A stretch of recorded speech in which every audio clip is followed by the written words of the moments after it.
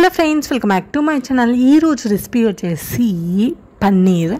ఇంట్లోనే పన్నీర్ ఈజీగా ఎలా ప్రిపేర్ చేసుకోవాలో ఈ వీడియోలో చూపించబోతున్నాను. అండ్ దీనికోసం ముందుగా అయితే స్టవ్ ఆన్ చేసేసి ప్యాన్ పెట్టుకొని ఇందులో అయితే మనం మిల్క్ అయితే యాడ్ చేసుకోవాలి. నేనైతే 2 కప్స్ మిల్క్ అయితే యాడ్ చేస్తున్నాను, అంటే 200 ml ఉంటుంది మ్యాక్సిమం.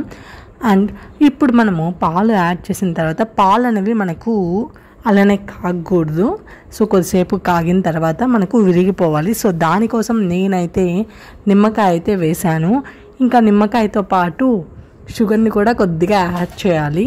పన్నీర్ కోసం కొంచెం పన్నీర్ టేస్టీగా రావాలంటే షుగర్ కూడా యాడ్ చేయాలి. ఇంకా యాడ్ చేసిన తర్వాత విస్కర్తో అయితే ఇలా తిప్పుతూ ఉన్నామనుకోండి, తిప్పుతూ బాగా కాగాలి పాలు అనేవి.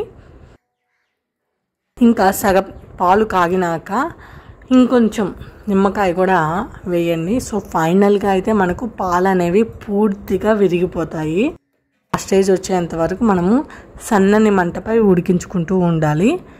ఇంకా పూర్తిగా విరిగిపోయిన తర్వాత తేరు పట్టుకోవాలి.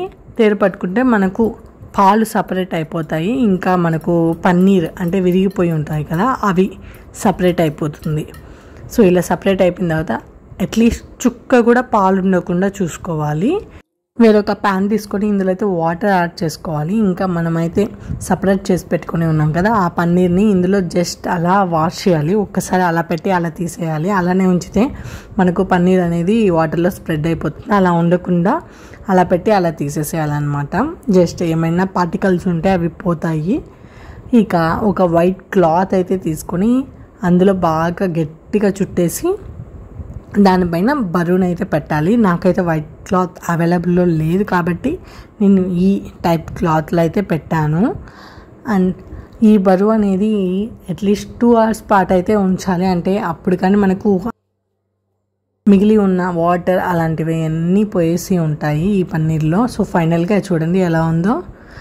అండ్ ఇలా అయితే మనకు టేస్టియస్ట్ పన్నీర్ అయితే హోమ్మేడ్ పన్నీర్ రెడీ అయిపోతుంది. చాలా ఈజీ, బట్ చాలా పాలు పోస్తే కానీ మనకు చాలా పన్నీర్ రాదు.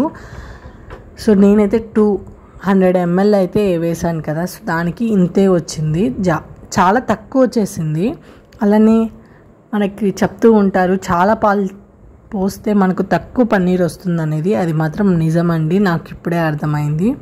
సో ఫైనల్గా నేను దీన్ని అయితే పిజ్జా కోసం అయితే యూస్ చేశాను. టేస్ట్ అయితే చాలా బాగా వచ్చింది. ఆ టేస్ట్ అవుట్కమ్ అనేది చాలా బాగా వచ్చిందని చెప్తున్నాను. సో ఇలా అయితే హోమ్మేడ్ పన్నీర్ అయితే మనం ప్రిపేర్ చేసుకోవచ్చు. హెల్త్కి కూడా చాలా మంచిది. ప్రిజర్వేటివ్స్ ఏమీ యాడ్ చేయకుండా మనం డైరెక్ట్గా యూస్ చేసుకోవచ్చు. ఏదైనా అర్జెన్సీ అన్నప్పుడు, అవైలబుల్లో లేనప్పుడు ఇలా ట్రై చేయండి. చాలా హెల్ప్ఫుల్ అవుతుందని ఈ వీడియో మీకు అప్లోడ్ చేస్తున్నాను. సో ఈ వీడియో కనుక మీకు నచ్చినట్లయితే please do like and share. For more video subscribe my channel friends.